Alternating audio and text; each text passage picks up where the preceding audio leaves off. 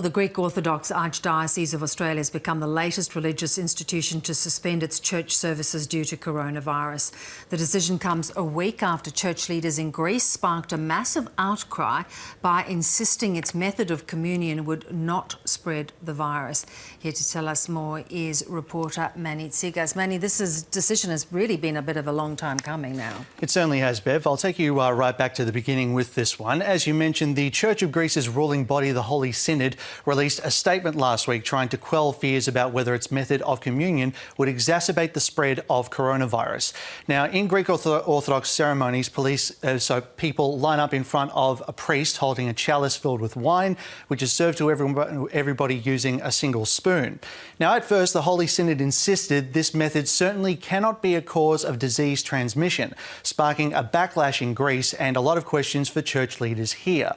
Now, a few days ago, His Eminence Archbishop Makarios released a statement assuring everyone that in the Church's history, there have never been any cases where an epidemic of infectious disease was transmitted through Holy Communion. He went on to say anyone who abstains from communion will not be considered opponents of the Church, but he also urged the faithful not to attend church services due to the serious danger of contracting the disease. So a bit of a mixed message there, Bev. It certainly is. And what sort of reaction did that get from health authorities? Well, Bev, the Church's stance has been criticised by the Australian Medical Association, which says parishioners were being put at risk, especially when the majority of them were elderly.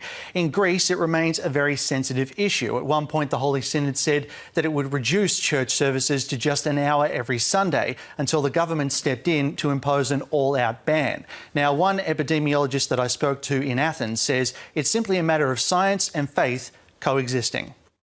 The recommendation is to avoid to go to churches, and it's not related to their religion or to our respect to how they think regarding their religious services. It has to do with a serious public health issue. God is in our soul, it's in our mind. We can pray everywhere, we can pray at home. Everyone should consider how serious is the situation and to stay at home in order to prevent the further spread of the disease. It's an interesting point. So what is the Church saying now, Manny? Well, now, Bev, Greece has banned gatherings of 10 people or more. Recently, its churches have been open for individual prayers as recordings of sermons play over speakers. Now, overnight, the Ecumenical Patriarchate of Constantinople, who's responsible for various Orthodox churches throughout the world, also announced services will cease, though they will be reviewing their restrictions at the end of the month.